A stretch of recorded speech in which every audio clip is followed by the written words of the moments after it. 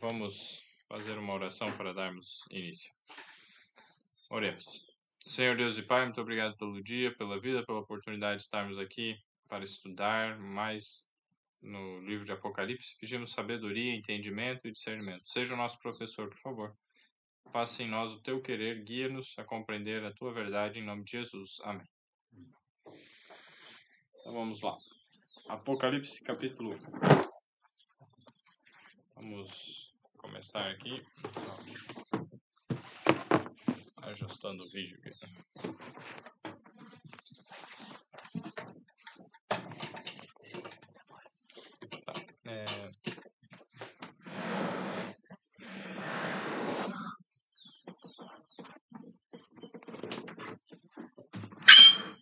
Desculpa aí. Estão ajustando a iluminação do ambiente. Para não ficar tanta sombra. Então, começamos Apocalipse capítulo 1.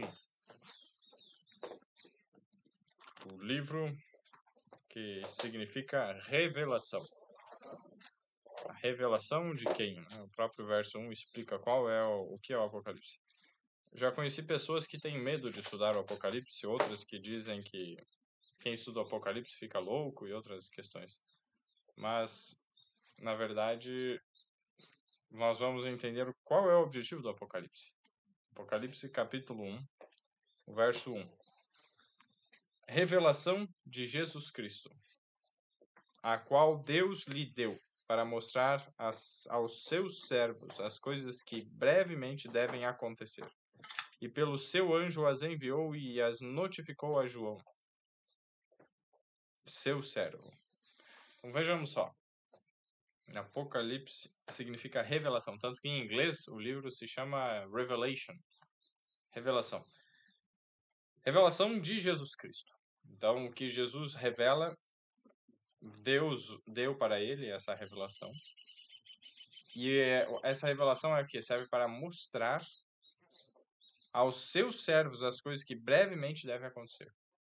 Então, todos aqueles que aceitam a Jesus e se tornam seus servos, que trabalham na obra do Senhor, onde quer que estiverem, né? Cada um de nós temos no Apocalipse uma revelação do que brevemente deve acontecer. Então, o que brevemente deve acontecer no mundo? E isso é tanto verdade desde o início, quando foi dado a revelação desse livro, na época de João lá, depois, vários anos depois de Cristo, talvez os anos 70, 80, não lembro bem certo da informação histórica, mas vários anos depois, João estava preso. Nós vamos ver aqui a condição em que João estava quando escreveu esse livro. Então, o que vai brevemente acontecer, e isso tudo, essa revelação que Deus deu para Jesus notifica a João por meio do seu anjo. É interessante. Provavelmente o mesmo anjo que notificou a Gabriel as coisas que... a Gabriel, o mesmo anjo, né, que notificou a Daniel as coisas que brevemente iriam acontecer. Eu tenho uma camisa que eu tinha há bastante tempo, vou mostrar aqui, que é Fiel como Daniel. Então, nós terminamos de estudar o livro de Daniel. Aqui tem uma camisa de um programa, uma vez que fizeram na igreja. Então, Daniel recebeu as revelações de um anjo. Em Daniel 10 nós vimos, né, a respeito de tanto Miguel, que era o superior, como o anjo Gabriel, que também é chamado de homem Gabriel, que tem uma aparência semelhante à dos homens. Então, entendido o que significa o Apocalipse, nós não precisamos ter medo dele, porque a revelação, ou seja, para nós não termos medo, é que foi dado o Apocalipse. O Apocalipse foi a revelação do que vai acontecer. Para a gente não ser pego de surpresa, para nós estarmos preparados para o que vai acontecer. Então, essa é a revelação. Esse é o objetivo da revelação. Saber, notificar, né, mostrar o que brevemente deve acontecer. Então, se é verdadeiro no que, desde lá do início, os primeiros cristãos tinha profecias relativas ao tempo deles, é verdade também ao nosso tempo, porque existem verdades que ainda brevemente vão acontecer nesse livro. Então esse é um livro sempre atual.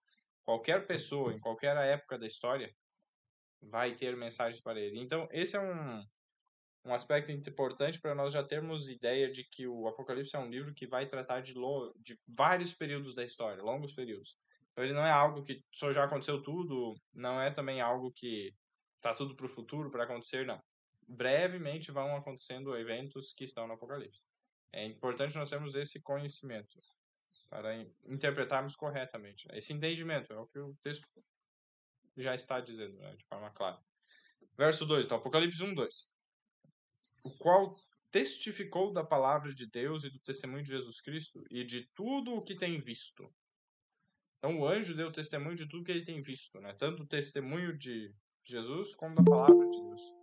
Então, percebam que o Apocalipse, ele é, conforme o verso 2, ele é alguém está dando testemunho. É um testemunho tanto da palavra de Deus, de toda a palavra de Deus, como do testemunho de Jesus Cristo.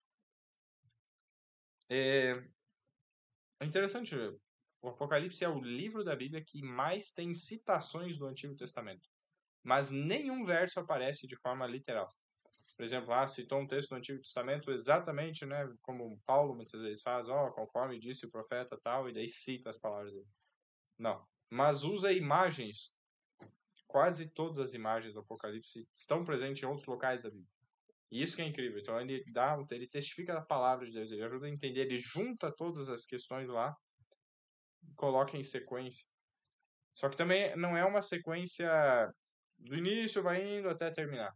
O livro do Apocalipse ele é escrito em quiasma. Eu vou depois mandar ali um vídeo, Rodrigo Silva explicando o que é esse quiasma e como que o Apocalipse é escrito na forma de quiasma, que é uma maneira bem difícil de se estruturar um texto, que, por exemplo, a mesma informação que começa aqui termina o livro. E aí, conforme você avança um pouco, a informação que para trás elas vão indo as mesmas informações até que se unem num ponto central. Não sei se deu para entender. Então ele fica como se fosse um quiasma, assim, elas se unem, elas veem as informações diferentes no início e no final. Então um pouquinho para frente, um pouquinho para trás fala a mesma informação. Depois o mais para frente e o vindo de trás também fala da mesma informação, a mesma, até que gruda ali. Então por isso a gente muitas vezes encontra eventos que vão acontecer em momentos diferentes, espalhados pelo livro do Apocalipse. Então, a gente tem uma ideia geral. O livro de Daniel nos ajuda a entender aquela sequência. E agora no Apocalipse, nós também precisamos ter ideia de que é uma sequência e procurar encaixar, montar o quebra-cabeça. Esse é o desafio, né? Se alguém aqui já montou o quebra-cabeça, eu particularmente gosto. É algo que é um desafio, né? Então agora o verso 3, Apocalipse 1:3. Bem-aventurado aquele que lê e os que ouvem as palavras desta profecia e guardam as coisas que nela estão escritas, porque o tempo está próximo. Interessante que no original não diz bem-aventurado aqueles que leem. Claro, todos os que leem são abençoados, mas assim, bem-aventurados. Mas antigamente era muito difícil ter livros escritos assim, as cartas mesmo, o Apocalipse foi escrito na forma de cartas. E uma pessoa geralmente sabia ler, ou poucas pessoas sabiam ler, e aí quando ia se ler, se juntavam os cristãos e uma pessoa lia. Então, bem-aventurado aquele que lê. E os que ouvem, então os que estavam ao redor, muitos nem sabiam ler, mas eles ouviam. Então o texto está dizendo que tanto ler como ouvir traz bênção, traz bem-aventurança. Feliz também é uma possível tradução, essa é uma bênção grande, uma felicidade total, assim, plena. Bem-aventurado aquele que lê e os que ouvem as palavras desta profecia e guardam as coisas que nela estão escritas, porque o tempo está próximo. Veja só que interessante. Então, bem-aventurado aquele que lê, os que ouvem e os que guardam. Toda profecia traz informações sobre o que vai acontecer ou coisas que já aconteceram, mas ela traz a responsabilidade de algo para nós guardarmos. Então, toda profecia tem a responsabilidade de nós seguirmos o que ela está orientando. Então, não é simplesmente eu ler, ouvir, mas é guardar uma sequência. E guardo. Se eu sei o que eu preciso fazer e não faço, isso não é bem-aventurado. Tem que ser completo. Como nós podemos ver em Mateus capítulo 7. Vamos lá. Vou pedir para... Bom, vou ver com algumas pessoas que quiserem ler. Thaís, gostaria de ler? Mateus capítulo 7, o verso 24 a 29. A 28, desculpa. Mateus 7. Isso. Do 24 ao 28.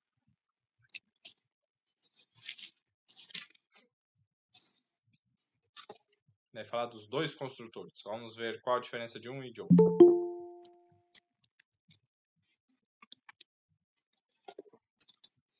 Sim. Os dois construtores.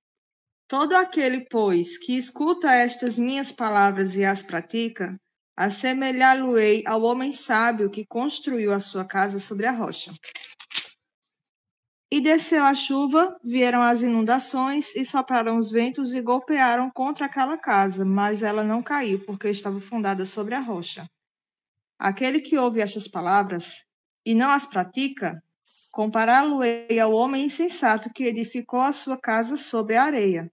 E desceu a chuva, vieram as inundações, e sopraram os ventos, e golpearam contra aquela casa, e ela caiu. E grande foi a sua queda. E aconteceu que, concluindo Jesus este discurso, as pessoas se admiraram da sua doutrina, pois ele ensinava como quem tinha autoridade, e não como os escribas. Muito obrigado. Então, olha só. Quem ouve e não pratica é como alguém constrói sobre a areia. Daí vem a tempestade e cai a casa. Mas quem ouve e pratica é que constrói sobre a rocha. E não cai quando vem os ventos, as perseguições. Então, lembremos da imagem lá de Daniel, do mar, e com os ventos, né, que são as guerras, as revoluções e tudo aquilo. Quando nós comparamos aqui, quando vier assim guerras, perseguições, dificuldades, aqueles que não cumprem a palavra, as profecias, a palavra da profecia, estes vão cair, vão deixar sua lealdade a Deus. Então é muito importante que nós leiamos, ouçamos e pratiquemos. É isso aí. Caetano, pode falar, só clicar ali no microfone para ativar. Opa, não sei se quer falar. Encosta no meio da tela e daí vai aparecer um microfonezinho, aperta em cima dele. Aí quando... Opa, do lado. Ele tá no da câmera. Aí, pode falar. Não, tá tudo certo, tá tudo, tô ouvindo. Beleza, então. Então vamos lá, Apocalipse. Deixar assim? Eu desativo aqui pra ti.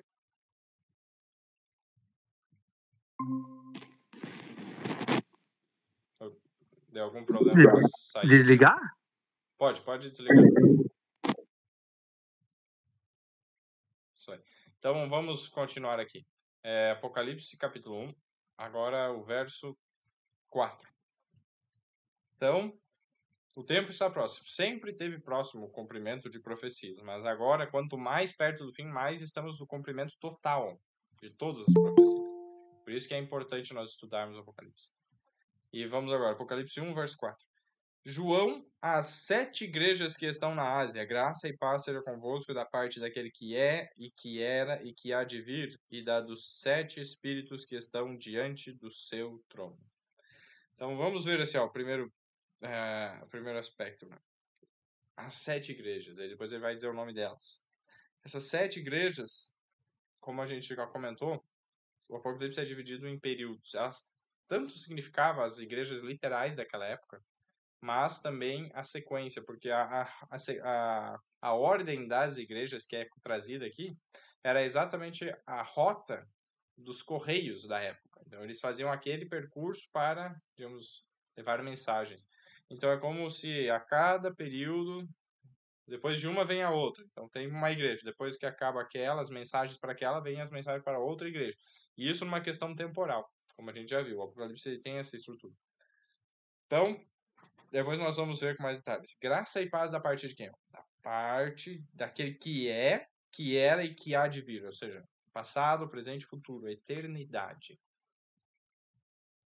Aquele que é, que era e que há de vir é uma referência a Deus Pai. Exato. Só que muitos tentam dizer, ó, aquele que era, que é e que há de vir é somente Deus o Pai. Jesus, então, não tem essa eternidade. Exatamente porque muitos querem negar que Jesus era um com o Pai uma eternidade para trás. Que Jesus não teve início, não teve princípio de dias. E para isso nós vamos ver alguns textos. Por exemplo, João. A Ana Cláudia quer ler João capítulo 17. E vamos ver aqui.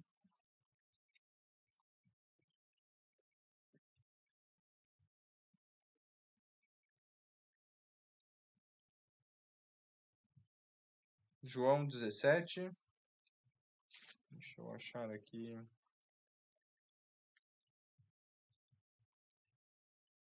O verso 5. João 17, 5.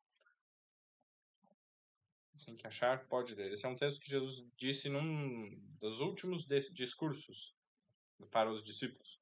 Poucos momentos antes de dele ser crucificado. Foi depois da ceia, da última ceia. E aí ele falou, terminou esse discurso de Apocalipse, de João 17, aí vem João 18, a prisão de Jesus. Achou, Ana? Se não puder ler também, tranquilo. A gente lê aqui. Para mim, João... 17, 5.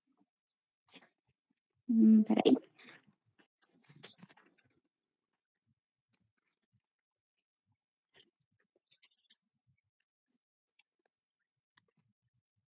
Agora, Pai, glorifica-me e leva-me para junto de ti, para a glória que tive ao teu lado antes do princípio do mundo. Muito obrigado. Então, olha só. Gênesis 1 diz, no princípio criou Deus os céus e a terra. Antes desse princípio, de todas as coisas, Jesus já tinha uma glória junto com o Pai. A mesma glória. É interessante nós vermos isso porque Jesus tem uma eternidade para trás. Tem um outro texto que eu quero ler com vocês.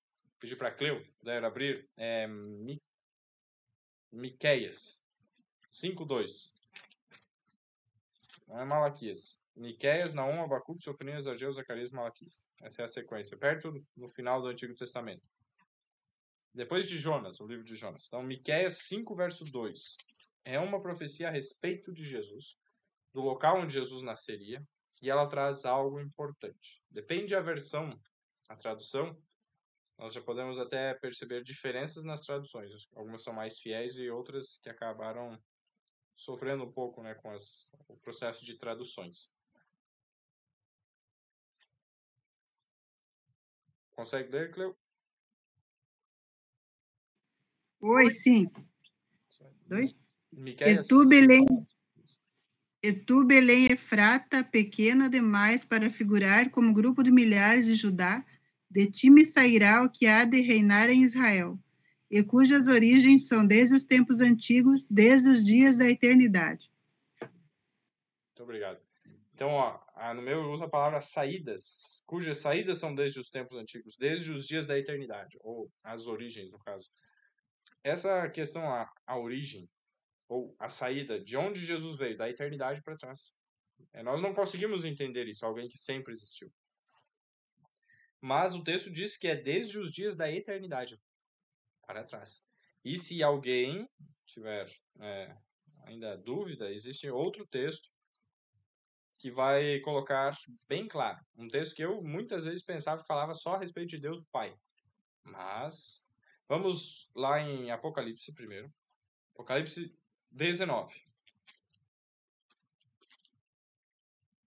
O verso...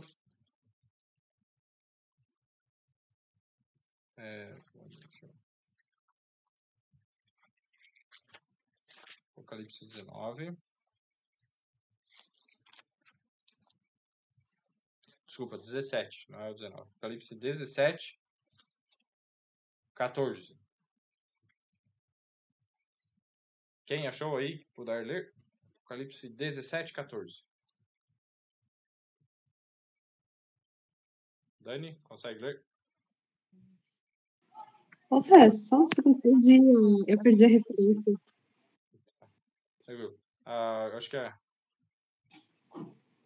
Se puder abrir então, Dani, 1 Timóteo 6, 15 e 16. Tá, 1 Timóteo... para depois? Hã? Para agora? Logo em seguida.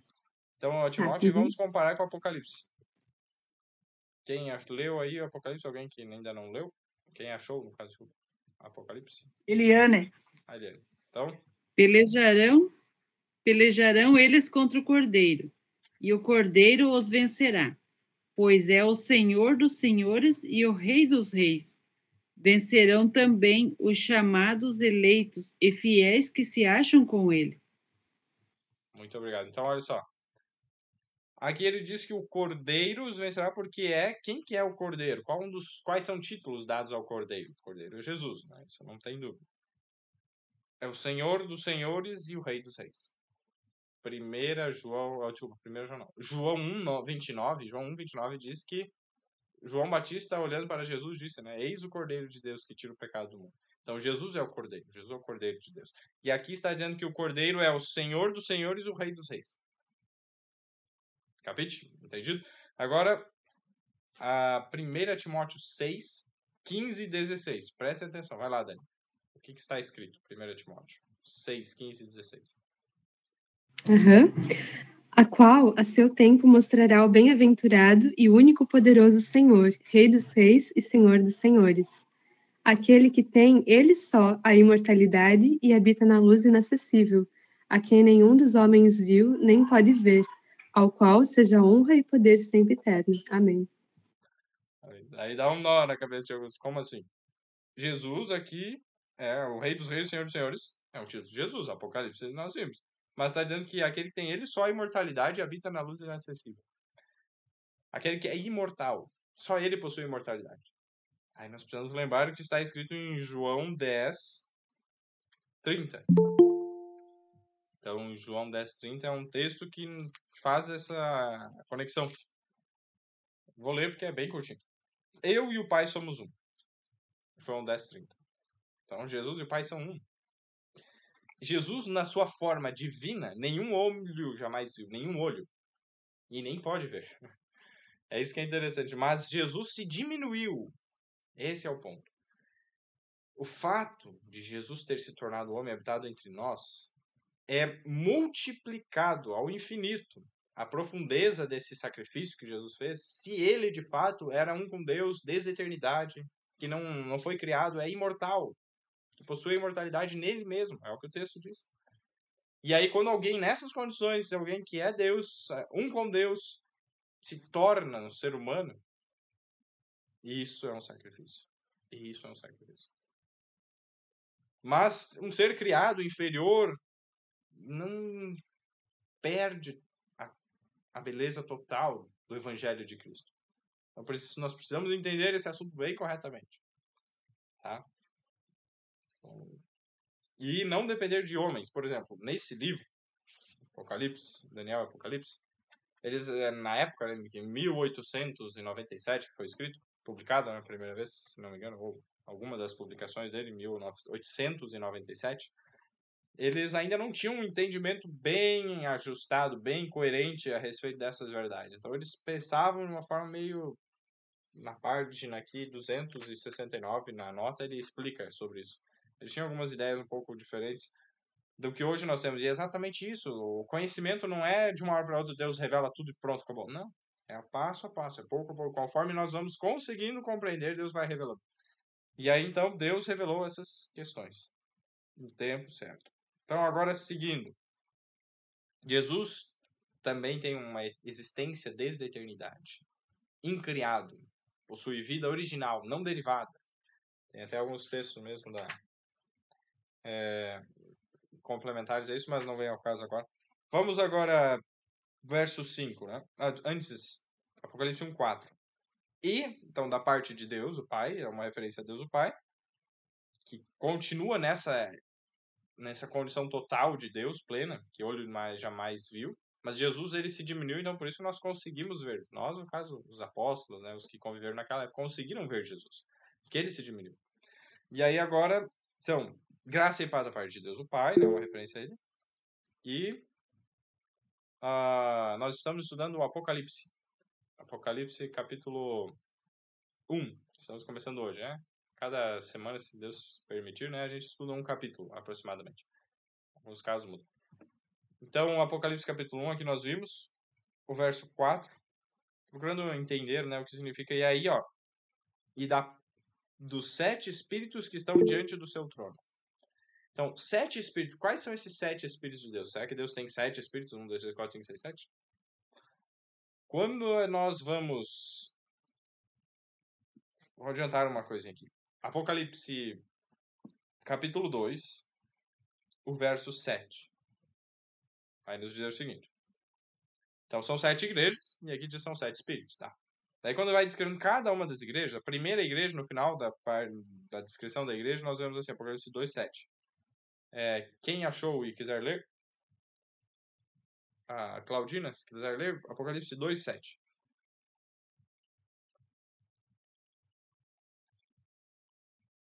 Só ativar o áudio. Se não conseguir ler, não tem problema também. Eu tô pedindo, tentando colocar todos. Se alguém não quiser participar, fica à vontade, né? Não. Apocalipse 2, 7. 2:7. Portanto, se vocês têm ouvidos para ouvir, então ouçam o que o Espírito de Deus diz às igrejas. Aos que conseguirem vitória, eu darei o direito de comerem da fruta da árvore da vida, que cresce no jardim de Deus. Amém. Muito obrigado. Olha a promessa de Deus. Quem tem ouvidos, ouça o que o Espírito de Deus. No meu diz só o Espírito, mas é singular. É o Espírito. Ponto. Daí quando a gente vai para a próxima igreja, no verso 11, também vai dizer: quem tem ouvidos, ouça o que o Espírito. Depois na terceira igreja, o Espírito. Cada uma é o singular. Só que é uma mensagem diferente. Ele fala de acordo com a necessidade do local, da época. Então essa é uma primeira forma de compreender a manifestação de diferentes formas do Espírito. Mas é um Espírito. E tem, inclusive, um outro texto que é bem esclarecedor sobre isso. Vou pedir quem gostaria de ler. Se quiser levantar a mãozinha ali, apertar embaixo na mãozinha, daí eu já sei quem quer ler. Eu não fico pedindo para quem não quer ler. Então, Maiele, um texto para ti. Isaías capítulo 11. Isaías 11, o verso 1 e 2. Essa é uma profecia a respeito de Jesus. Posso ler agora? Pode ler. Isaías 11, 1 e 2. Porque brotará um rebento do tronco de Jessé, e das suas raízes um renovo frutificará, e repousará sobre ele o Espírito do Senhor, o Espírito de sabedoria e de entendimento, o Espírito de conselho e de fortaleza, o Espírito de conhecimento e de temor do Senhor. Amém. Então, olha só. De Jesus, que é o descendente de Davi, de Jessé era o pai de Davi. Então, brotará um rebento do tronco de Jessé, e das suas raízes um renovo frutificará. Então, é como se o povo de Israel, os descendentes de Jessé, eram a árvore, né? Que é comparada tanto à figueira como à videira. Tem duas. No Isaías, inclusive, ele usa mais a videira. Isaías 5 tem a simbologia. A vinha, né? A videira, que produz a uva. Então, quando vai dizer que é como se quando o povo de Israel parecesse seco, sem vida, apareceria um renovo. Renovo é um brotinho. Aparece um brotinho, a árvore não está morta, sabe? E ela cresce. Então, porque brotará um rebento, ou um renovo. O rebento é exatamente isso. Então, essa é uma profecia sobre Jesus. E olha só. Verso 2. Repousará sobre ele o Espírito do Senhor. Tá? Singular, o Espírito do Senhor. Mas continua. O Espírito de sabedoria. 2. O Espírito de entendimento. 3. O Espírito de conselho. 4. O Espírito de fortaleza. 5. espírito de conhecimento, 6, e de temor do Senhor, 7. São 7 manifestações diferentes. Tem alguma semelhança entre si, mas são diferentes manifestações do Espírito. Então, o Espírito nessas questões, e se nós olharmos na história, o Espírito Santo se manifestou de diferentes maneiras nos profetas e nos homens de Deus ao longo da história. Inclusive, quando nós estávamos estudando isso durante essa semana, né, fazendo os estudos para se preparar para hoje, meu irmão até trouxe a pergunta, por que o Espírito Santo que agiu sobre Sansão, no livro de Juízes lá, 13, 14 em diante, se não me engano, por que o Espírito de Deus que agiu sobre Sansão, ele agiu daquela forma, ele deu força para ele destruía e lutava contra os inimigos. Então, tanto nos livros, desde o capítulo 13 até o capítulo 16, conta a história de Sansão. Aí, aqui em Isaías 11:2, diz que uma das manifestações do Espírito é o quê? Fortaleza. É uma das formas. Mas também é o quê? Sabedoria, entendimento, conselho, fortaleza, conhecimento, temor do Senhor. E o Espírito do Senhor, né, em si.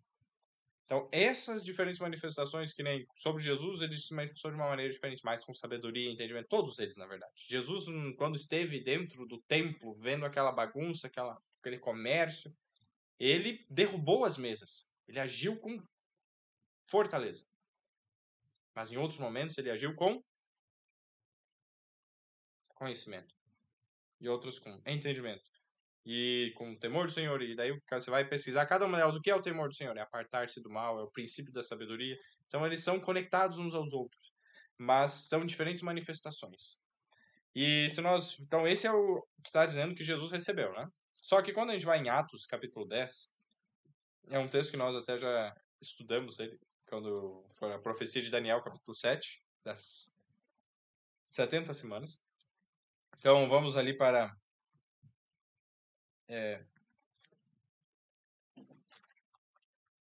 me fugiu o texto que eu falei. Atos 10, o verso 38. Primeiro que achar aí, pode ler. Atos 10, 38.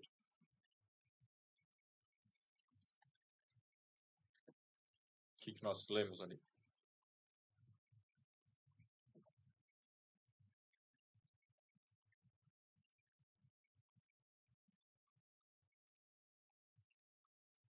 Alguém achou? Atos 10, 38? Uma coisa eu leio aqui. Então, Atos 10, 38, nós lemos assim. Como Deus ungiu a Jesus de Nazaré com o Espírito Santo e com virtude, o qual andou fazendo bem e curando a todos os oprimidos do diabo, porque Deus era com ele. Então, o Espírito de Deus, singular, né? E a virtude, ou seja, poderes. Nós já vimos as manifestações diferentes, né, desse poder. Então, o Espírito de Deus, ele se manifesta nessas coisas, essas virtudes que vêm do Espírito Santo. E um último texto, que está em Efésios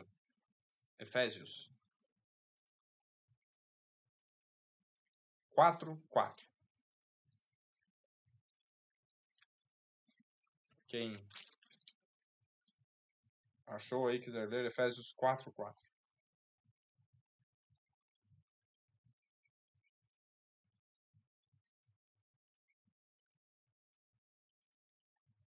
Primeiro que achar, pode ler. É bom que todos procurem achar os textos, que daí assim a gente confere nós mesmos, né, visualmente.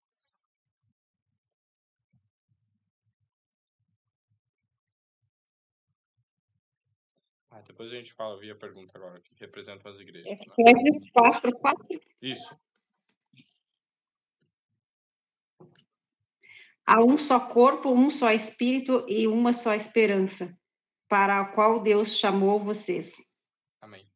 Um só espírito. Então, essa questão, o número 7 é um número que dá a ideia de totalidade, perfeição. Então, o fato de dizer 7 espíritos não quer dizer que são 7 diferentes espíritos, assim, não. É exatamente como nós vamos comparar com a Bíblia, ela diz, é um só espírito, mas tem as manifestações, né? As épocas diferentes. Então, vamos voltar agora. A gente vai ver a respeito do Apocalipse 1 das 7 igrejas. O que são as 7 igrejas?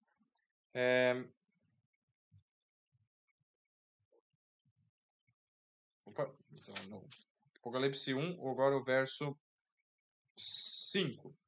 E da parte de Jesus Cristo, que é a fiel testemunha, o primogênito dentre os mortos e o príncipe dos reis da terra, aquele que nos amou e em seu sangue nos lavou dos nossos pecados.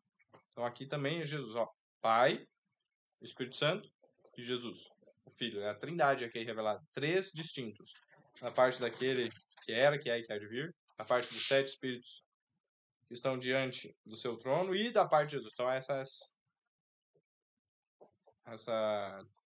diferentes seres, né, que são Deus, 3 em 1.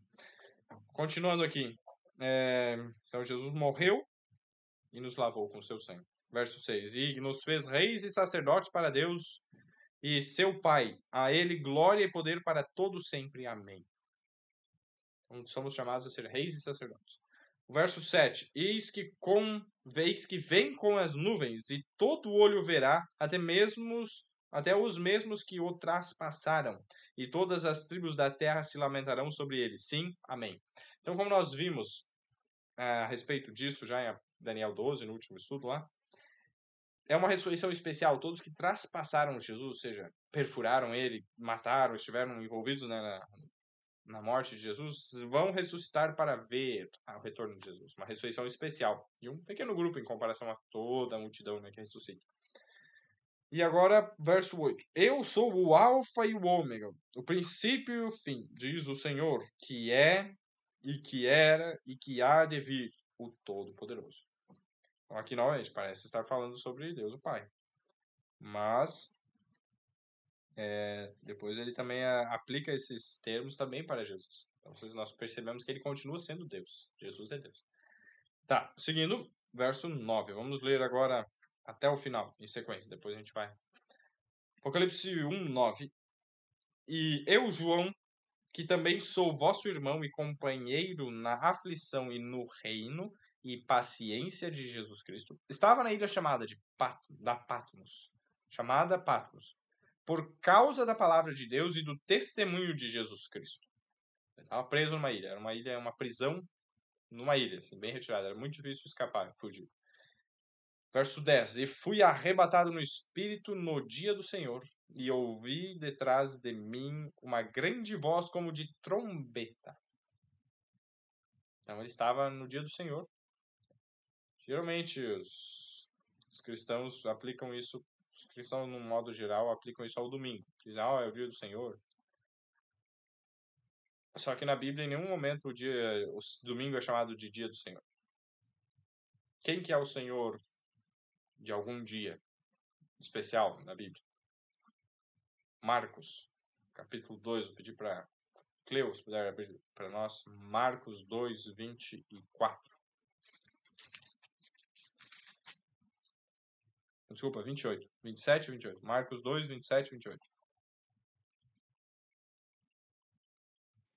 E acrescentou: o sábado foi estabelecido por causa do homem, e não o homem por causa do sábado. O 28 também? Sim. De sorte que o Filho do Homem é Senhor também do sábado. Isso aí. Então, olha, Jesus é o Senhor do sábado. O dia do Senhor é o sábado.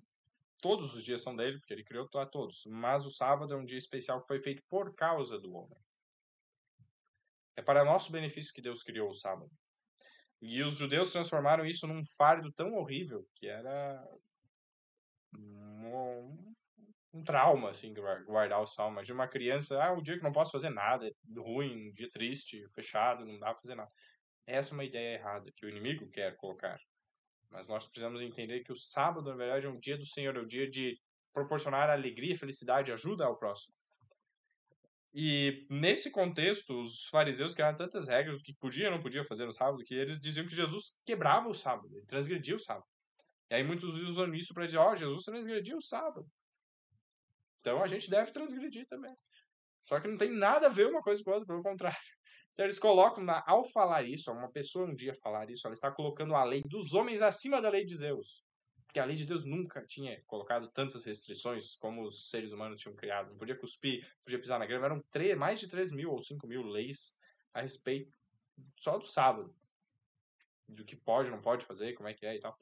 Imagina você leva uma vida inteira para tentar entender isso e colocar em prática, mas nunca tá bom, nunca tem sempre uma coisinha. Então imagina aquela pessoa. Então, pra você ver quão terrível que é.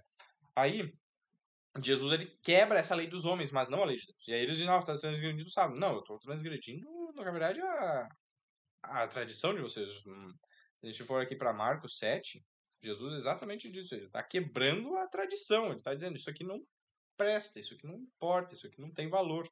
Só que eles faziam o oposto. Vejam só, Marcos 7, o verso 13. Quem achou aí, quiser ler, pode ler.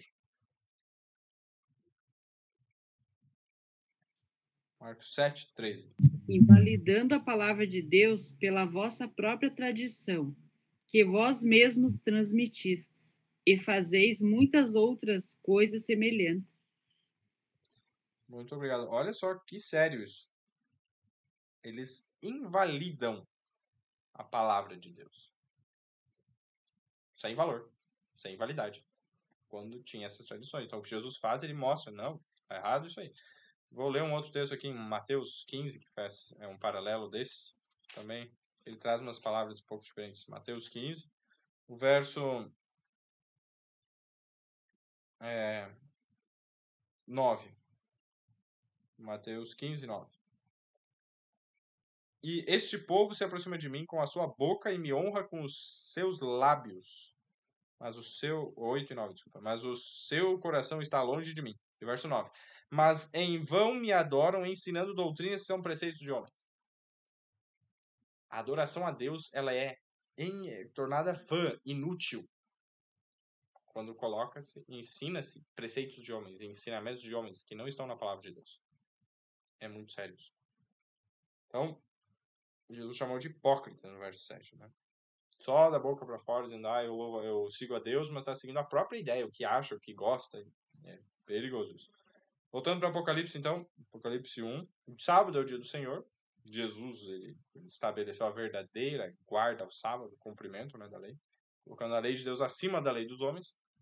Foi acusado de transgredir a lei de Deus, mas ele, na verdade, estava obedecendo a lei de Deus e desobedecendo a lei dos homens. E ele falou exatamente, mas depois em Atos, né, é dito, mais importa obedecer a Deus do que aos homens. Se não me engano, Pedro, né, fala isso no discurso. Então agora, Apocalipse 1, verso 10, então foi arrebatado no Espírito no dia do Senhor. Ele teve uma visão. E ele ouviu de trás de si o que? Uma grande voz como de trombeta. Então, ó, grande voz como de trombeta. Uma voz muito forte, uma trombeta. Quem já ouviu uma trombeta é forte, um barulho. E diz, o verso 11, que dizia, eu sou o alfa e o ômega, o primeiro e o derradeiro. E o que vês, escreve-o num livro e envia-o às 7 igrejas que estão na Ásia, a Éfeso, a Esmirna, e a Pérgamo, e a Tiatira, e a Sardes, e a Filadélfia, e a Laodiceia. 7 igrejas. Essas são as 7 igrejas, nessa sequência. Então, o que nós vimos aqui? Esse que tem a voz semelhante a de trombeta, como de trombeta, estava atrás de João, e ele disse, eu sou o alfa e o ômega. Quando a gente viu lá, o alfa e o ômega, no verso 8, é uma referência a Deus, o Pai. Mas aqui, esse ser diz que é o alfa e o ômega também, o primeiro e o derradeiro. E aí vem o verso 12. E virei-me para ver quem falava comigo, e virando-me, vi 7 castiçais de ouro. 7 castiçais, na verdade, são 7 lâmpadas, que tem uma estrutura de metal que está ligada numa mesma estrutura. Então é como se fosse uma lamparina, ou uma estrutura assim que tem uma haste central, e daí sai dela 7 hastes de ouro, né? Uma no meio, 3 de um lado, 3 de outro, provavelmente era assim. E aí tem 7 lâmpadas, então 7 castiçais, essa é a palavra. Então 7 castiçais, ó, verso 12, né? Virando-me vi 7 castiçais de ouro. Verso 13, e no meio dos 7 castiçais, um semelhante ao filho do homem. Olha só, quem estava falando com ele era alguém semelhante ao filho do homem. Vestido até os pés de uma roupa comprida e cingido pelos peitos de um cinto de ouro. E a sua cabeça e cabelos eram brancos como a lã. E como a lã branca. Eram brancos como a lã branca. Como a neve. E os seus olhos como chama de fogo. E os seus pés semelhantes a latão reluzente, como se tivessem sido refinados numa fornalha. E a sua voz como a voz de muitas águas. Então, como de trombeta, como de muitas águas. É uma coisa barulhenta. E o verso 16, ó. Ele tinha na sua destra, na sua mão, 7 estrelas. E da sua boca saía uma aguda espada de 2 fios. E o seu rosto era como o sol, quando na sua força resplandece. Então ele teve uma visão aqui de Jesus, numa forma mais gloriosa, mas que ele conseguia contemplar. Então não é na forma totalmente divina de Jesus, mas numa forma gloriosa, glorificada. Depois da ressurreição ele tinha essa forma, né? Mas ele reduz muitas vezes para conseguir se comunicar conosco, como nós já vimos nos estudos de Daniel. Está disponível no YouTube também. Verso 18, ó. Desculpa, verso 17. E eu, quando vi, caí a seus pés como morto. E ele pôs sobre mim a sua destra, dizendo: não temas, eu sou o primeiro e o último. E o que vivo e fui morto. Olha só quem foi morto, Jesus, não? Mas vive. E vivo e fui morto, mas eis que estou vivo para todo o sempre.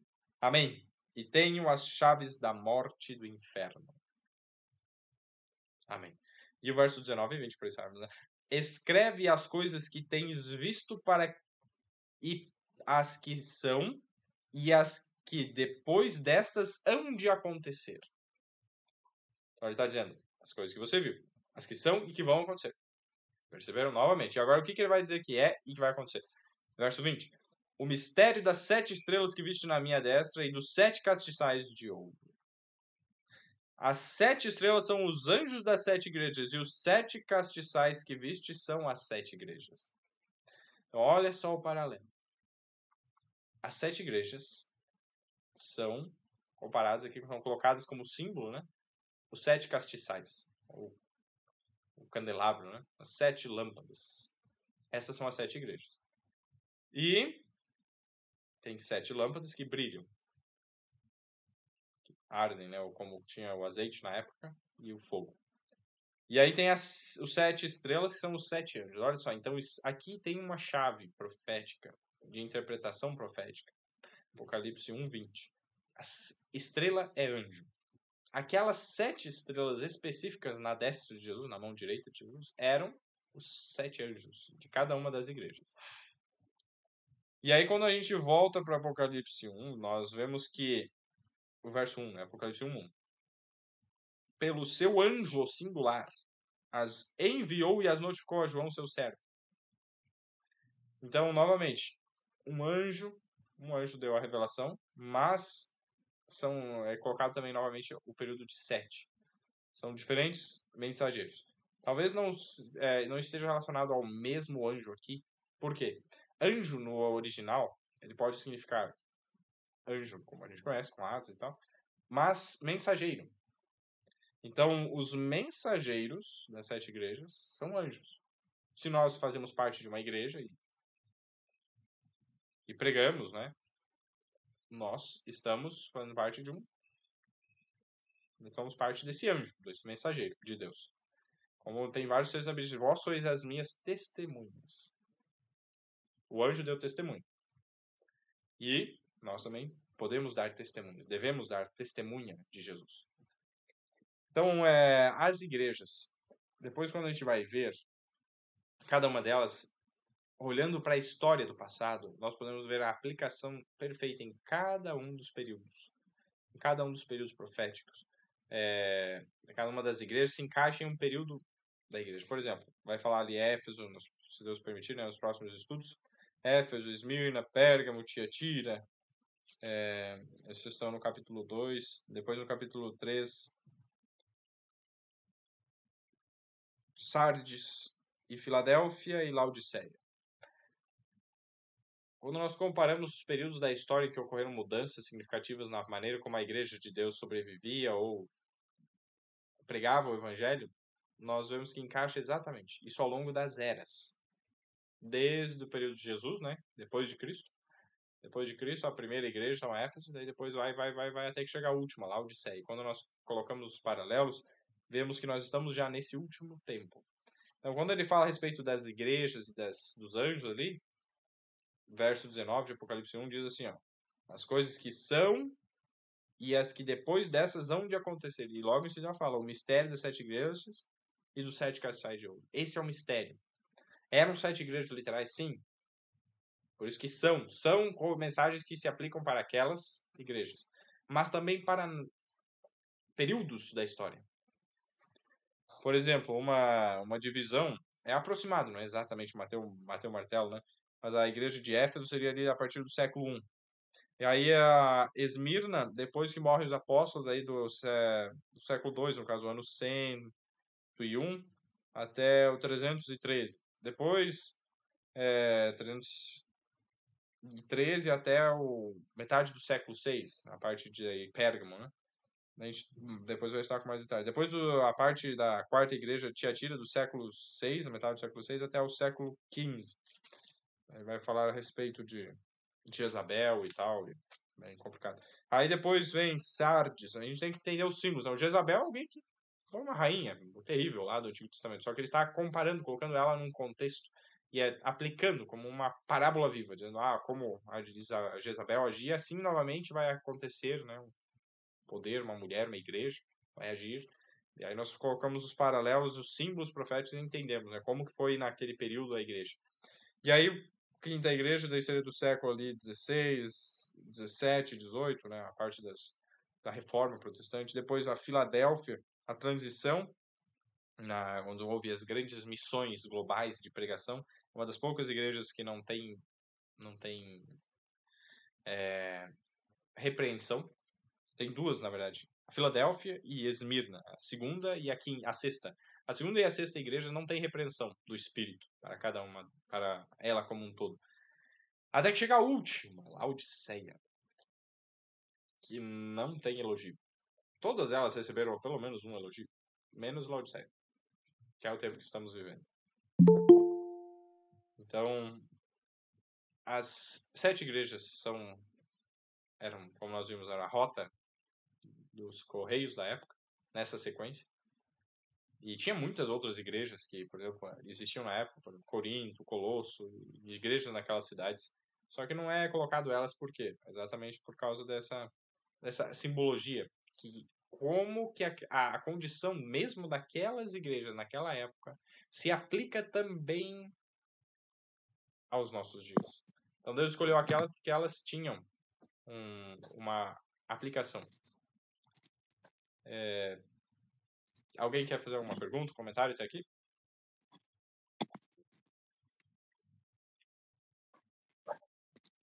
Bom, senão vamos a respeito disso, né? Só um último detalhe. Por exemplo, a igreja de Laodiceia, a última, o que tinha naquela cidade literal, na igreja daquela cidade, que se aplica aos nossos dias? Vou adiantar algo aqui. Era uma cidade que tinha aquedutos que pegavam a água de fontes, assim, nascentes, que vinha quente, né? Como águas termais. Então eles fizeram esses aquedutos, só que no trajeto todo esfriava, não era mais tão quente. Já vinha bem quente no início da fonte, mas o trajeto era tão longo, até chegar na cidade estava morna. Não era nem fria, nem quente. E aí Deus usa isso exatamente para colocar a condição da igreja dos últimos dias, né? Do último período, que não é boa. É morna. Não é nem quente nem frio. Quem dera se fosse frio ou quente. Deus preferiria que nós negássemos ele e disséssemos, não vou seguir a Cristo, para não dar mau testemunho, do que, ou, né, melhor do que isso, no caso, Deus quer que sejamos quentes, sejamos fiéis, fervorosos, do que estar ali, eu sou aqui, mas eu fico tentando aproveitar tanto os benefícios do cristianismo, de seguir a Deus, como os benefícios do mundo, né? E aí é uma condição terrível, engana ambas as partes e faz uma obra que só essa pessoa pode fazer, né? Satanás usa para dar mau testemunho tanto para os cristãos como para os mundanos. O que é? Então, seria mais ou menos esse o entendimento, né? Apocalipse, capítulo 1. Tem só uns detalhes que eu queria comentar. Quando esse ser, né, o rosto resplandecia como o sol, fica claro que é Jesus, porque era morto e vive, que fui morto e eis que vivo para todo sempre.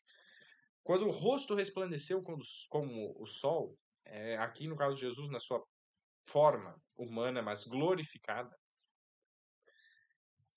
Jesus uma vez, Mateus 17, se quiserem abrir lá, Mateus 17, Jesus ele pediu para Deus fazer algo, para os discípulos terem uma ideia de quem ele era, antes de ter vindo. uma ideia. Não total, porque senão destruía todos que estavam lá. Mas, veja só. Mateus 17, verso 1 e 2. 6 dias depois, tomou Jesus consigo a Pedro e a Tiago e a João. Pedro, Tiago e João. 3 discípulos, os mais próximos. João, seu irmão. Então, Tiago e João eram irmãos. Né? E os conduziu em particular a um alto monte. Então, foi num monte muito alto em particular, só eles. Os 4, Jesus e os 13 apóstolos. Verso 2. E transfigurou-se diante deles. Então, a sua aparência mudou. E o seu rosto resplandeceu como o sol. E as suas vestes se tornaram brancas como a luz. Vejam que interessante.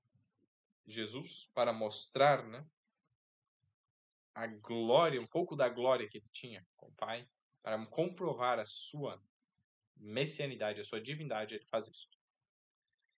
E aí conversa ali com Moisés, Elias e tal, e vejam só, vem uma voz no verso 5. E estando ele ainda a falar, eis que uma nuvem luminosa os cobriu, e da nuvem saiu uma voz que dizia: Este é o meu amado filho. Este é o meu amado filho. Em quem me comprazo, escutai-o. Então Deus se alegrava em Jesus. E ele disse: escutem o que ele tem a dizer, escutem. E aí, depois disso, Jesus, nessa situação, nessa voz, os discípulos, é o que é o verso 6. E os discípulos, ouvindo isso, caíram sobre os seus rostos e tiveram grande medo. A mesma coisa aconteceu com João. Novamente, o mesmo João que estava aqui, também estava lá. Na visão, ele vê esse ser glorioso, brilhando como o sol, e ele cai como morto. Assim. A mesma coisa acontece com Daniel, como nós vimos lá. Então, esses paralelos, essas comparações são muito importantes, são úteis para nós percebermos. Né? Jesus é Deus. Jesus teve uma forma totalmente divina antes de se tornar homem. Depois que se tornou homem, ele reduziu-se, ele humilhou-se, sacrificou-se até a morte de cruz. Filipenses 2 fala sobre isso, versos 5 a 8, 5 a 11, na verdade. Então, eu recomendo, depois, quem quiser ler Filipenses 2, 5 a 11. E Jesus, então, ele, mesmo antes na sua forma divina, ele aparecia já de maneira velada, mas apenas reduzindo temporariamente a sua glória para poder se comunicar com os seres humanos, como nós já vimos em Daniel. Mas, depois que ele se tornou homem, ele reduziu, assim, de forma permanente a sua glória, por amor. Né? Então, ele manteve o corpo como humano, o corpo humano glorificado. Nós sabemos disso também por Filipenses, também, né? Capítulo 2. Não, capítulo 2 não, capítulo 4. Não, estou falando errado, é Timóteo. 1 Timóteo. 1 e 2 Tessalonicenses, Timóteo. Vou só abrir aqui para vocês verem. 1 Timóteo, desculpa, 2, o verso 5. Porque há um só Deus e um só mediador entre Deus e os homens. Jesus Cristo, o homem. Então, Jesus, como nosso mediador que faz um meio, um acesso de nós a Deus, é homem. Ele permanece com a nossa natureza perante Deus hoje. E é nosso mediador. Então, que grande verdade, que grande história, né, que nós estamos começando aqui no Apocalipse. Se Deus quiser, vamos continuar na próxima semana com Apocalipse capítulo 2. Aqueles que... Então, vamos agora fazer uma oração, né, para uma posição de reverência para encerrarmos. Senhor Deus e Pai, muito obrigado pelo estudo de Apocalipse capítulo 1, pelas verdades que Jesus é Deus, que Jesus nos revelou, o que vai acontecer. E nós não precisamos ter medo. O Apocalipse não é para termos medo, pelo contrário, é para nos tirar o medo, para fazer com que tenhamos entendimento do que vai acontecer, estejamos preparados. Por favor, peço que guie cada um, os que participou aqui, os que vão depois assistir também. Prepara-nos para morar contigo no Reino dos Céus, por favor, em nome de Jesus. Amém. Uma boa noite a todos e feliz sábado. O canal, é só pesquisar pelo meu nome. Eric Tim Lutz, vou colocar aqui. L-U-T-Z. Eric Tim Lutz. E aí no YouTube daí vai ter lá. A gente posta lá. Um abraço a todos. Até mais. Mas